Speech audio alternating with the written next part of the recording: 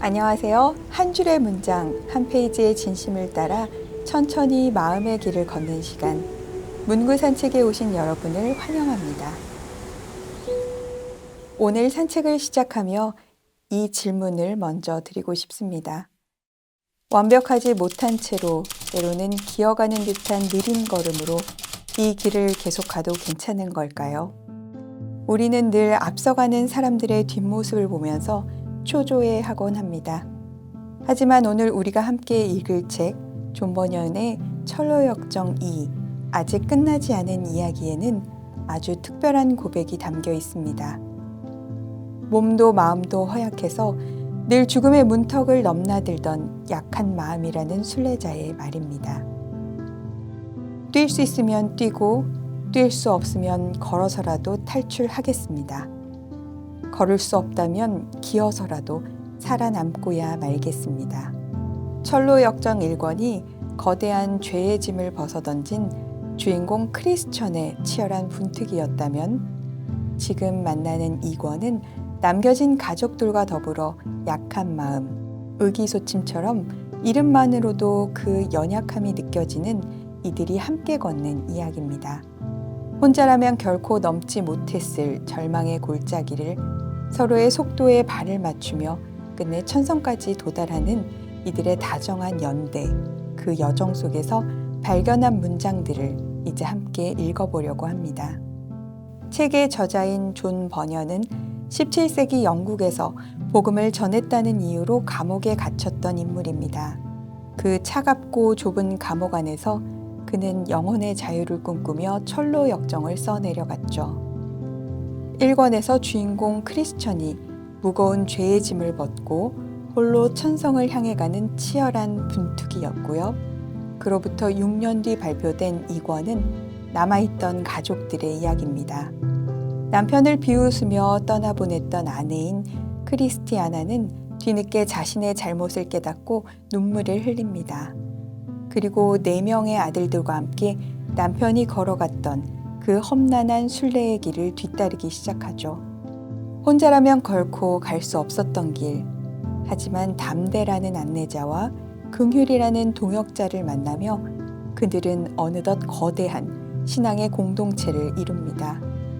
과연 이 연약한 가족들은 무사히 남편이 기다리는 천성에 도착할 수 있을까요? 순례의 시작은 언제나 부르심으로부터 시작됩니다. 길을 망설이던 크리스티나에게 전해진 소식입니다. 그분이 그대를 그분의 품, 그분의 식탁으로 초대하셨다는 사실을 알려주려고 왔습니다. 그분은 그대에게 그분의 집에 있는 기름진 음식을 먹이고 그대의 선조 야곱의 유산을 주려고 하십니다. 그곳에는 그대의 남편이었던 크리스천이 있습니다. 많은 벗과 함께 그분의 얼굴을 보는 이들에게 생명을 주시는 분의 얼굴을 영원토록 바라보고 있죠. 그대의 발이 아버지의 문지방을 넘는 소리를 들으면 그들 모두 몹시 기뻐할 겁니다. 부르심에 응답해 길을 나선 이들 앞에는 아름다운 풍경과 날카로운 교훈들이 기다리고 있습니다. 존 버년은 순례길에서 만난 정원들의 꽃을 통해 우리 삶의 다양성을 이야기합니다. 보다시피 저 꽃들은 크기며 질감과 색깔, 냄새까지 모든 면에서 천차만별입니다. 어떤 꽃은 다른 꽃들보다 더 아름답죠. 하지만 그와 상관없이 정원사가 각자 심어놓은 꽃이 제각각 피어서는 서로 다투지 않고 잘 지낸답니다. 하루나 이틀 밤을 경계하는 것보다 1년 내내 밤을 지새는 것이 더 어렵지요. 마찬가지로 처음 신앙을 고백하는 것보다 그 고백을 끝까지 지키는 것이 더 어렵답니다. 모든 선장은 거센 풍랑이 닥치면 배 안에서 가장 가치가 적은 것을 기꺼이 바다로 던질 것입니다. 가장 좋은 것부터 먼저 던지는 사람은 아마 없겠죠. 배는 구멍 하나만 뚫려도 침몰해버려요. 마찬가지로 지은 죄 한 가지가 죄인을 완전히 멸망시킨답니다.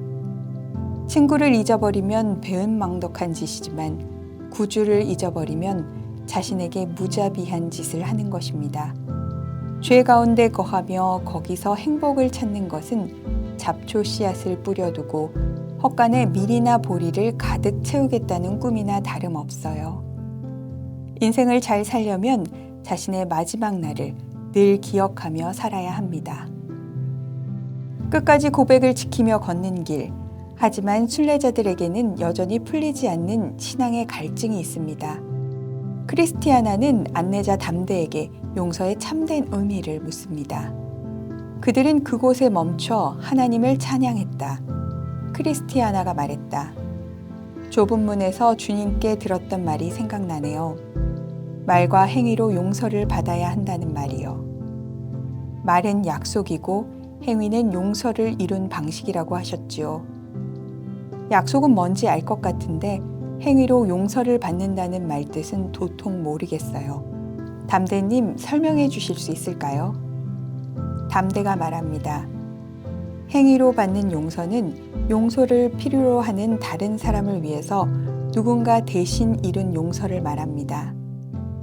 용서받는 사람이 스스로 용서를 이루는 것이 아니라 다른 사람이 이미 이룬 용서를 상대방에게 거저준다는 뜻이지요. 나만 두려운 것이 아니라는 깨달음은 순례자들을 하나로 묶어줍니다.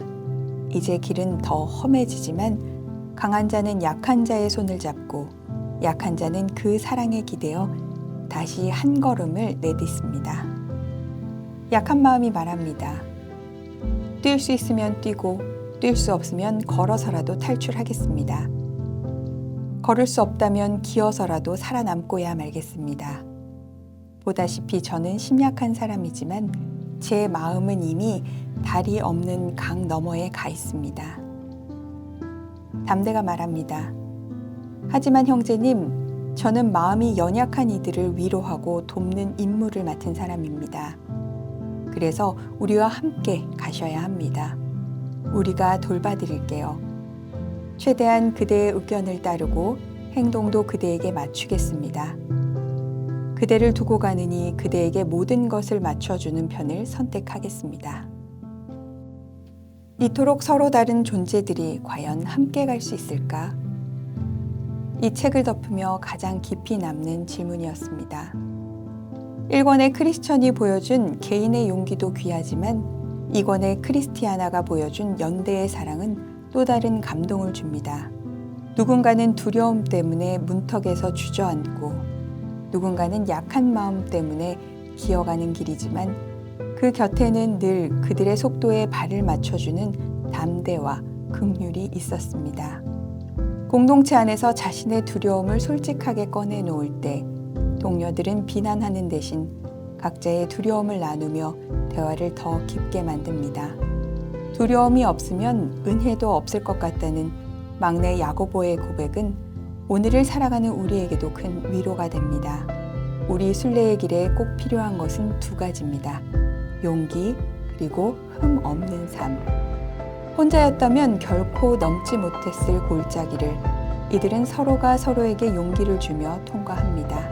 이것이 바로 우리가 혼자 걷지 말아야 할 이유기도 하겠죠. 존 버년이 좁은 감옥 안에서 꿈꿨던 철로 역정은 결국 오늘을 살아내는 우리 모두의 이야기였습니다. 인생을 잘 살기 위해서 우리가 기억해야 할 것은 완벽함이 아닐지도 모릅니다. 오히려 나의 약함을 솔직하게 인정하고 기어서라도 가겠다는 그 간절한 마음 하나를 끝까지 붙드는 것이 아닐까요? 우리가 걷는 이 길은 결코 혼자가 아닙니다. 내가 지쳐 멈춰 서고 싶을 때 누군가 손을 내밀어주고 또 내가 누군가의 발걸음에 속도를 맞춰주는 그 다정한 연대가 있기에 우리는 결국 강 건너편에 닿을 수 있을 겁니다. 우리는 사순절을 지나고 있습니다. 눈물 한 방울도 헛되이 버리지 않으시는 그분의 사랑 안에서 잠시 숨을 고르시길 바랍니다. 우리의 가정과 공동체 안에 서로의 베이스 소리에 귀 기울여주는 다정한 대화와 넉넉한 응원이 가득하시기를 소망합니다. 천천히 걷는 문장 속의 쉼표, 지금까지 문구 산책이었습니다. 감사합니다.